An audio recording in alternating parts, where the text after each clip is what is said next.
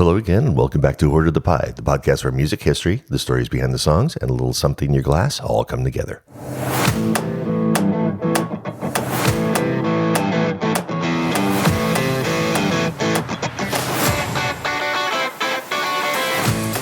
Once again, this is Christopher, and with Valentine's Day right around the corner, it felt right to talk about the women who lived inside the songs. Not metaphors, not mythology, real women whose lives shaped the most enduring music ever written. We're going to start first with Pattie Boyd. George Harrison first met Pattie on the set of Hard Day's Night in 1964. She had a small role as a schoolgirl on a train platform, and he noticed her immediately and asked her out to dinner that same day. She was a rising London model, blonde, self-possessed, and very much part of the swinging 60s moment. He was the so-called quiet Beatle, already one of the most famous men on the planet, but still very shy in person. They married in 1966, and for a few years she became his anchor, traveling with him, stepping into the chaos of Beatlemania, and later sharing his growing fascination with Indian music and spirituality.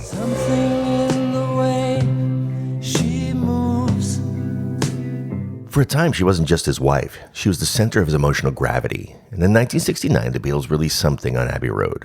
It became the Beatles' first Harrison-written A-side single and reached number 1 on the Billboard Hot 100. Attracts me like no other lover. The song is calm, assured, devotion without being dramatic. Harrison never sounds like he's trying to convince anyone of his love. He simply observes a woman in front of him and translates admiration into melody. Don't want to leave her now. No anxiety, no urgency. There's no panic in his voice. There's just love and commitment. You're asking me, will my love grow? Even Frank Sinatra began performing the song live in the early 1970s, calling it the greatest love song in the past 50 years. And though he credited it to Lennon and McCartney, Harrison said they didn't mind. He took it as a compliment.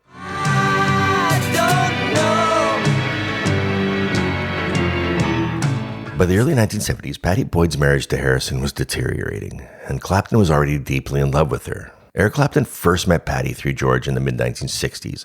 The two guitarists moved in overlapping circles, trading riffs, songs, and long nights at each other's homes. Clapton was a frequent visitor. He saw the marriage up close. And at first it was friendship, but over time, that admiration turned into something far more dangerous.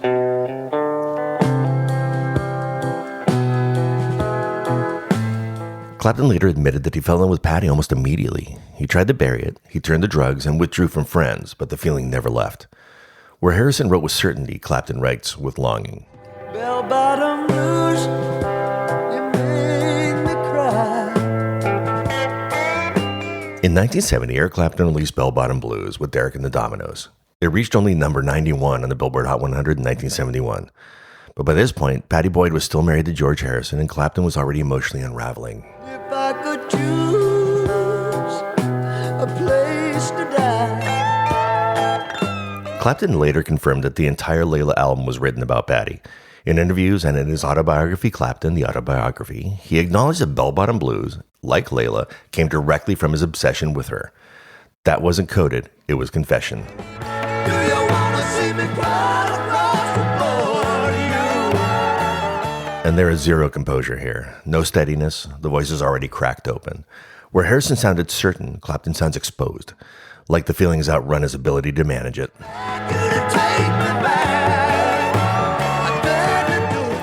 That's not poetry, that's fear. He isn't asking to be chosen yet. He's asking not to disappear, not to be erased from her life before he truly even enters it.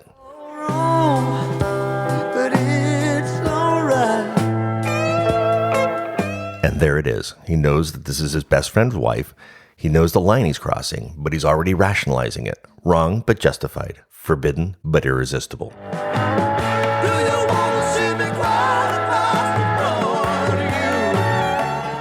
This repeated line isn't romantic, it's exposed. This is a man lowering himself emotionally, willing to trade pride for proximity. Again, there's no composure here, no careful distance. The feeling is out in the open now, not managed, not disguised. Bell-bottom blues, don't say goodbye. This is love that's starting to overtake judgment. And once that shift happens, it doesn't move backwards. It escalates. Released in 1970, then re-released in 1972, Layla reached number 10 on the Billboard Hot 100. What will you do when you get older? Nobody's Now he's not quiet about it. The vulnerability that cracked open in Bell Bottom Blues is no longer restrained. It's amplified.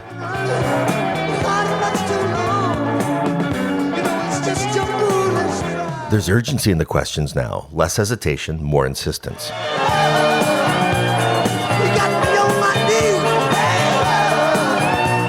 He's still pleading, still on his knees, but this time it's public, electrified, driven by one of the most recognizable guitar riffs in rock history.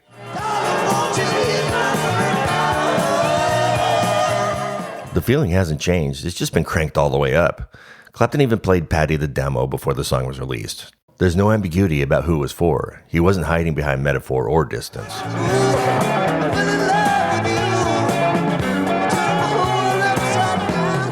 And even the title wasn't random. Layla comes from the Persian story of Layla and Majnun, a man undone by love he cannot have. Clapton saw himself in that story. He wasn't disguising the feeling, he was declaring it.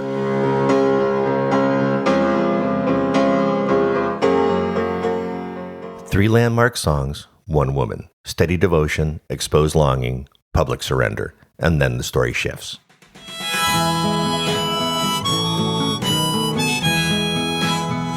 In 1966, Bob Dylan released Just Like a Woman, which reached number 33 on the Billboard Hot 100. Edie Sedgwick was a socialite and one of the defining faces of the mid-1960s New York, part of Andy Warhol's inner circle at the center of the city's avant-garde art scene. And during that period, she moved into Dylan's orbit. Everybody knows that baby's got new clothes. The song arrived at the height of their association. Sedgwick had left the Warhol factory, she was increasingly fragile, and her connection to Dylan had become the subject of constant speculation. Dylan never formally confirmed the song's subject, but the timing is striking. It takes just like a woman. Yes. Edie's public persona was luminous. Fashion, flashbulbs, and attention. Privately, she struggled with addiction and instability. The lyric doesn't describe strength. It describes somebody splintering. But she breaks just like a little girl. He sees the glamour, he sees the fragility beneath it, but he doesn't step in. Queen Mary, she's my friend. Queen Mary is likely a nod to the pill culture of the era, slang at the time for amphetamine circling through the artistic and high society circles. Yes, I believe I'll go see her again. It places Edie inside that world, dazzling, fast, unstable. The glamour, the vulnerability, the fracture behind the flash. The song doesn't worship her. It doesn't condemn her. It holds her in view. With her fog, her amphetamine, and her pearls. Fog, amphetamines, pearls, elegance and escape in the same breath. She died in 1971 at the age of 28, but in the song she doesn't disappear. She remains suspended there, luminous, fragile, and unforgettable. Yes, she makes love just like a woman. The song endures, and the portrait lingers, untouched by time. She breaks just like a little girl. To lead a better life, I need my love to be here. And then there's Jane Asher. In 1966, Paul McCartney released Here, There, and Everywhere on Revolver, which reached number 1 on the Billboard Top 100. Yeah, making each day of the year. This is McCartney at his most intimate. Early in their relationship, Paul spent long stretches at the Asher family home in London. He wrote songs in the music room, he practiced in the basement, and it was there, in that domestic space, that much of his early songwriting matured. Changing my life with a wave of the hand. Later, Jane moved in with him. Their relationship wasn't mythic or chaotic, it was domestic. Shared rooms, shared mornings, shared routines. Running my hands through her hair. He isn't longing from afar, it's presence.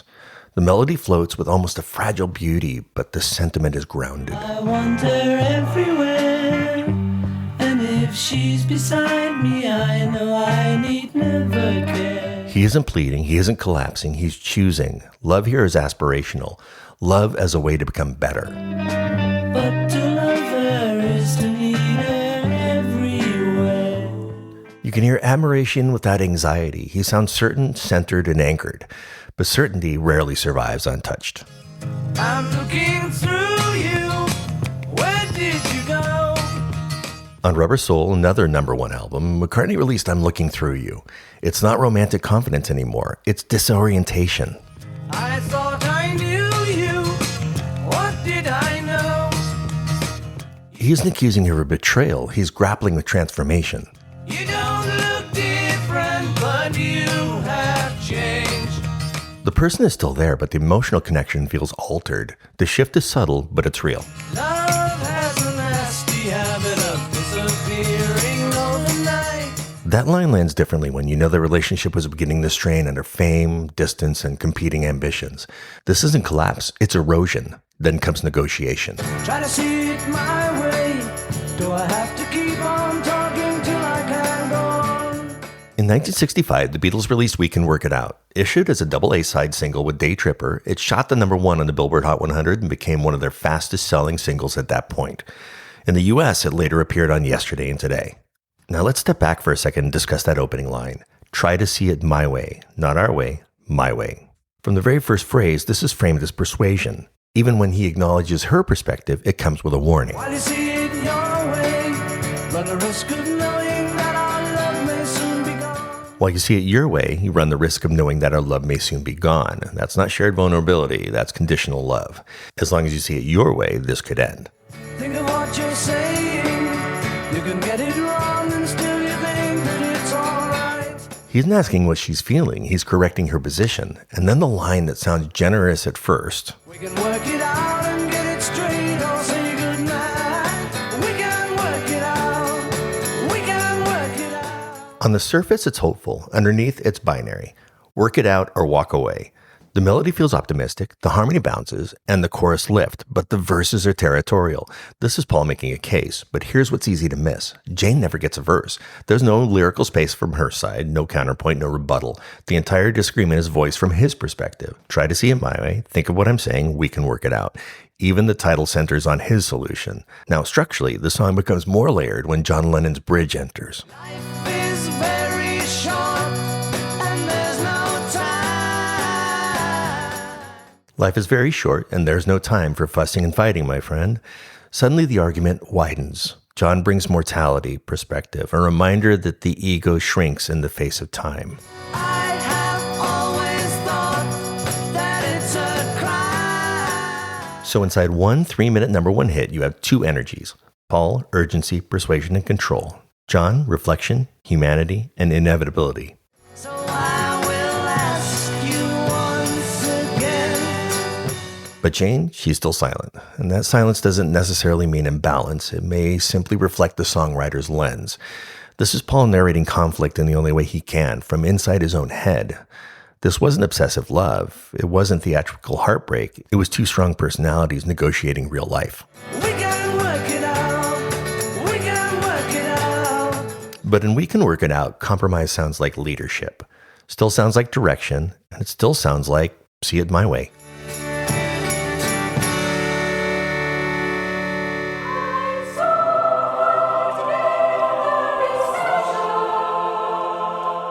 In 1969, the Rolling Stones closed Let It Bleed with You Can't Always Get What You Want. When it was later released as a single in 1973, it reached number 42 on the Billboard Hot 100. Over time, it became one of the band's defining statements.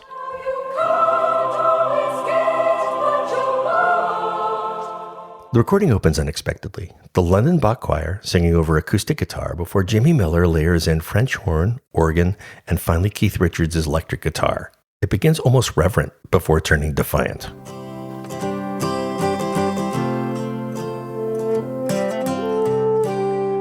And hovering over this era was Marianne Faithfull, actress, singer, cultural lightning rod. Mick Jagger's partner during one of the most unstable chapters in the band's history. Now here's an important nuance though. Marianne isn't actually named in the lyric. I saw her today at the reception. That her isn't definitively Marianne, but she's in the atmosphere.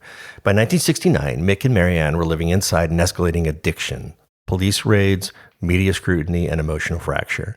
In 1968, she suffered from a miscarriage. The child was Mick's. The loss was devastating and compounded by the chaos surrounding them. So when the chorus rises, You can't always get what you want. it sounds physiological, but in context, it also sounds like reckoning. Not just about romance, about appetite and excess and consequence. But if you try sometime, you just might find you get what you need. You can't always get what you want, and sometimes what you want costs too much. And in that period, the cost was rising.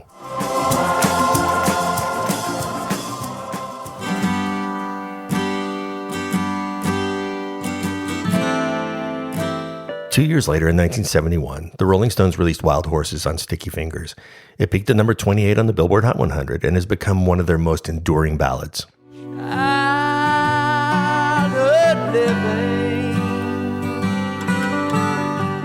Keith Richards has said he began writing it while facing drug charges that might have kept him from touring the United States. The original sentiment reportedly came from not wanting to leave his newborn son. So it did not begin as a love letter, but songs evolve.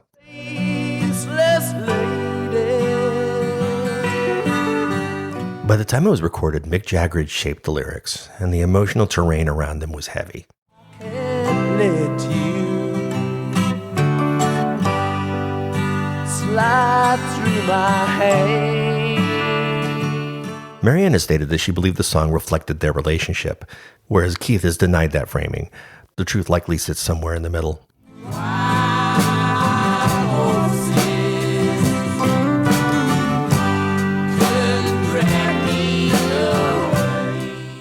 But lines like, "Faith has been broken, tears must be cried," resonate with the aftermath of 1968, the miscarriage, the strain, the growing instability. Faith has been broken, tears must be cried. Wild Horses isn't a song that names names, but it grew from the same wreckage, loss, separation, and the feeling that something fragile is slipping away. And Marianne was living inside that fragility. And she wasn't just a muse drifting through the background. She also co-wrote Sister Morphine, first recorded under her name in 1969 and later released on Sticky Fingers. Tell me, Sister Morphine, how long have I been lying here? That song's portrait of narcotic depression wasn't symbolic, it was lived. So whether or not Wild Horses was written directly about Marianne Faithfull, she belongs in the emotional gravity, not as mythology, as consequence. We'll write them someday.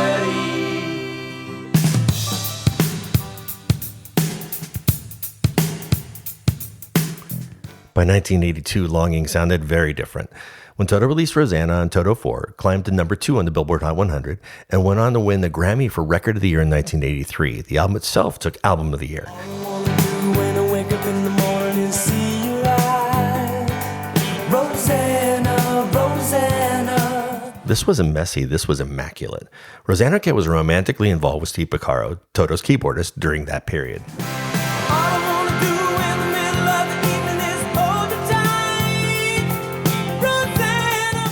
The band used her name in the title, but the lyrics themselves are a composite, not a literal retelling of their relationship. Still, the name gives it a face.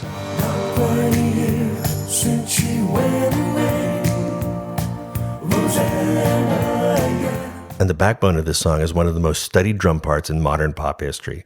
Jeff Porcaro's groove, known simply as the Roseanne Shuffle, blends Bernard Purdie's halftime shuffle feel with the triplet swing John Bonham used in Fool in the Rain. It sounds relaxed. It isn't. Ghost notes flicker under the snare, and the hi-hat breathes a microscopic control. It's human precision. At a time when drum machines were taking over, Jeff Porcaro reminded everyone what a master drummer could do that a machine couldn't. He could make something impossibly technical feel warm. And that polish tells you something about the era. By the early 80s, heartbreak wasn't unraveling in public. It was engineered.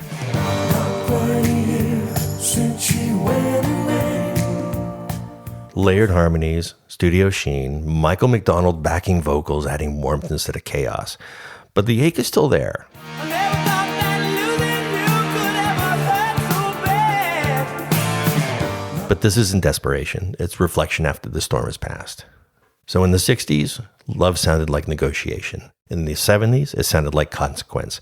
By 1982, it sounded like memory perfectly mixed and mastered. Not messy, not raw, balanced, and intentional. Kind of like tonight's cocktail, the Muse. In a cocktail shaker, add 2 ounces of cognac, 3/4 of an ounce of Cointreau, 3/4 of an ounce of fresh lemon juice, 1/2 ounce of honey syrup, and 2 dashes of orange bitters. Shake that all with ice, strained into a chilled coupe, and espresso lemon peel over the top. It's reflective, structured, and just sweet enough to remember why it mattered. Like admiration that lingers long after the relationship. What unites these women isn't simply that songs were written about them. It's that the music captures the emotional posture, devotion, longing, distance, and collapse. Amused isn't passive, she's catalytic. She shapes the melody long after the relationship changes. Until next time, here's the loud riffs, quiet sips, and the stories in between.